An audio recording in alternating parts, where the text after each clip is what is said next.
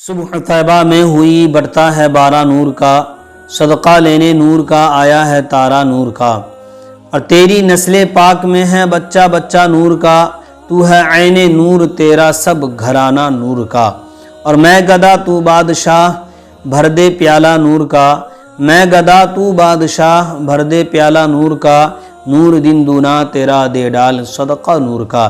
حضرات محترم، رب کا بڑا احسان ہے، بڑا کرم ہے کہ رب تعالیٰ نے ہمیں اور آپ کو اپنے محبوب کے صدقہ طفیل میں بے شمار نعمتوں سے نوازا۔ اگر ہم پوری زندگی اللہ کی عبادت میں گزار دیں، اللہ کی عبادت میں مشغول رہیں، پھر بھی ہم اللہ کی نعمتوں کا شکریہ ادا نہیں کر سکتے۔ زندگی تمام ہو جائے گی، ہم اس دنیا سے رخصت ہو جائیں گے، لیکن ہم اللہ کی نعمتوں کا شکریہ ادا نہیں کر سکتے۔ حضرات، ایک بندہ مومن جس کو رب تعالیٰ نے 400 سال کی زندگی عطا کی، 400 سال کی عمر عطا کی، وہ 400 سال تک اللہ کی عبادت میں مشغول رہا، اللہ کی عبادت کرتا رہا۔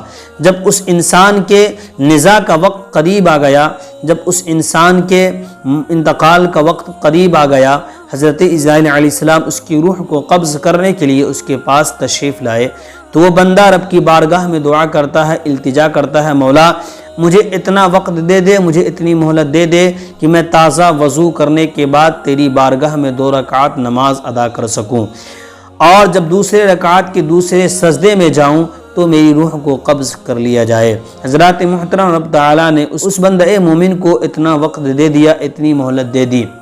وہ بندہ تازہ وضو کرنے کے بعد اللہ کی عبادت کے لیے کھڑا ہو گیا۔ جب وہ دوسرے رکعت کے دوسرے سجدے میں پہنچا تو حضرت عزرائیل علیہ السلام نے اس کی روح کو قبض کر لیا۔ حضرات، اب غور کریں، اب توجہ دیں کہ 400 سال تک وہ اللہ کی عبادت کرتا رہا، 400 سال تک وہ اللہ کی عبادت میں مشغول رہا۔ وہ سجدے کی حالت میں اس کا انتقال ہو گیا، وہ اس دنیا سے رخصت ہو گیا۔ لیکن میں آپ کو بتا دوں، جب میدان محشر قائم ہوگا، لوگوں کے اعمال اس کے سامنے کھولے جائیں گے، حساب و کتاب ہوگا، جب اس بندے کی باری آئے گی تو رب تعالیٰ ارشاد فرمائے گا، اذهبوا بعبدی الی جنتی برحمتی، اے میرے فرشتوں، میرے اس بندے کو میری رحمت سے میری جنت میں لے جاؤ۔ جب وہ بندہ اللہ تبارک و تعالیٰ کے اس حکم کو، اس پیغام کو سنے گا تو اللہ کی بارگاہ میں عرض کرے گا، مولا میں تیری رحمت کی وجہ سے نہیں بلکہ میں عمل کی وجہ سے تیری جنت میں جانا چاہتا ہوں، وہ اس لیے کہ تو نے مجھے 400 سال کی زندگی عطا کی، میں 400 سال تک تیری عبادت میں مشغول رہا، تیری عبادت کرتا رہا، میں نے کبھی جھوٹ نہیں بولا، میں نے کبھی زنا نہیں کیا، میں نے کبھی کسی کی غیبت نہیں کی، میں نے چغلی نہیں کیا، میں نے کسی کا خون نہیں بہایا، میں نے کسی کا حق نہیں کھایا، میں نے کسی کو مارا نہیں، میرے نامہ اعمال میں نیکیوں کے علاوہ کوئی گناہ موجود نہیں ہے، اس لیے میں تیری رحمت کی وجہ سے نہیں بلکہ میں اپنے عمل کے دم پر عمل کی وجہ سے تیری جنت میں جانا چاہتا ہوں۔ رب تعالیٰ اپنے فرشتوں سے حکم دے گا کہ رک جاؤ، فرشتے رک جائیں گے۔ اس کے بعد رب تعالیٰ ارشاد فرمائے گا کہ میزان قائم کرو، میزان قائم کیا جائے گا، اس کی 400 سال کی عبادت کو ایک پلڑے میں رکھ دیا جائے گا، اور اللہ کی دی ہوئی تمام نعمتوں میں سے ایک نعمت آنکھ کو ایک پلڑے میں رکھ دیا جائے گا۔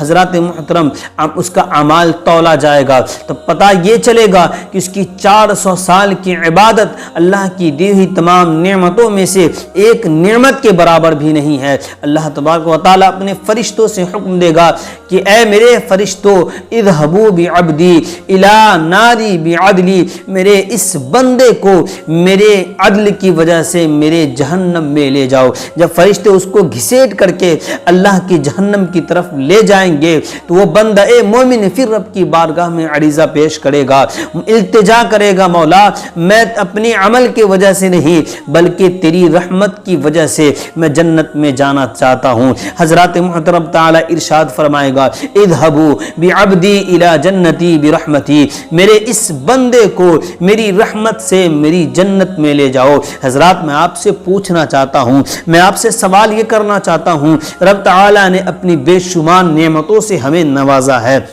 رب تعالیٰ کا بڑا احسان ہے، بڑا کرم ہے۔ جس آسمان کے نیچے ہم زندگی گزارتے ہیں یہ اللہ کی بہت بڑی نعمت ہے۔ جس زمین کے اوپر ہم اپنی زندگی گزارتے ہیں یہ اللہ کی بہت بڑی نعمت ہے۔ جس آنکھوں سے ہم دیکھتے ہیں یہ اللہ کی بہت بڑی نعمت ہے۔ جس کان سے ہم سنتے ہیں یہ اللہ کی بہت بڑی نعمت ہے۔ جس زبان سے ہم بولتے ہیں یہ اللہ کی بہت بڑی نعمت ہے۔ جس ہاتھوں سے ہم اپنے کام کو انجام دیتے ہیں یہ اللہ کی بہت بڑی نعمت ہے۔ جس پاؤں سے ہم چلتے پھرتے گھومتے ہیں یہ اللہ کی بہت بڑی نعمت ہے۔ حضرات محترم، ان نعمتوں کی اہمیت اگر آپ جاننا چاہتے ہیں تو آپ ان سے جا کر کے پوچھیں جن کے پاس آنکھیں دیکھنے کے لیے موجود نہیں ہے۔ آپ ان سے جا کر کے پوچھیں جن کے پاس کان تو ہے لیکن اس میں سننے کی طاقت موجود نہیں ہے۔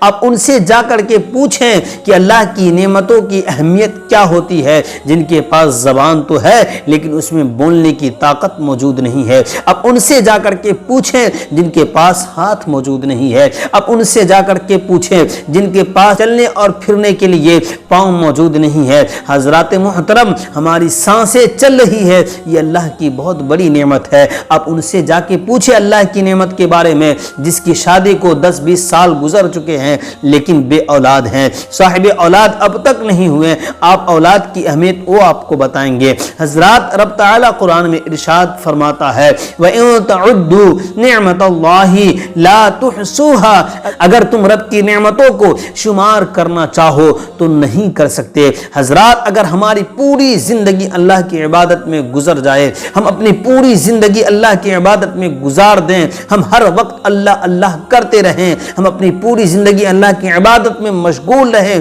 پھر بھی ہم اللہ کی نعمتوں کا شکریہ ادا نہیں کر سکتے۔ آپ نماز کی پابندی کریں، آپ صدقہ اور خیرات دیں، آپ قرآن کی تلاوت کریں، لیکن دل میں کبھی یہ مت سوچ لینا کہ ہم نے اللہ کی عبادت کر کے اس کی نعمتوں کا شکریہ ادا کر دیا۔ ایسا نہیں ہے، آپ پوری زندگی اللہ کی عبادت میں گزار دیں گے پھر بھی آپ اللہ کی نعمتوں کا شکریہ ادا نہیں کر سکتے۔ حضرات محترم، ہمیں اور آپ کو چاہیے کہ ہم اللہ کی بارگاہ میں سجدہ ریز ہو جائیں، اپنے سر کو سجدے سے جب اٹھائیں تو رب کی بارگاہ میں دعا کرے مولا تو نے ہمیں بے شمار نعمتوں سے نوازا ہے، میں تیرا شکریہ ادا کرتا ہوں۔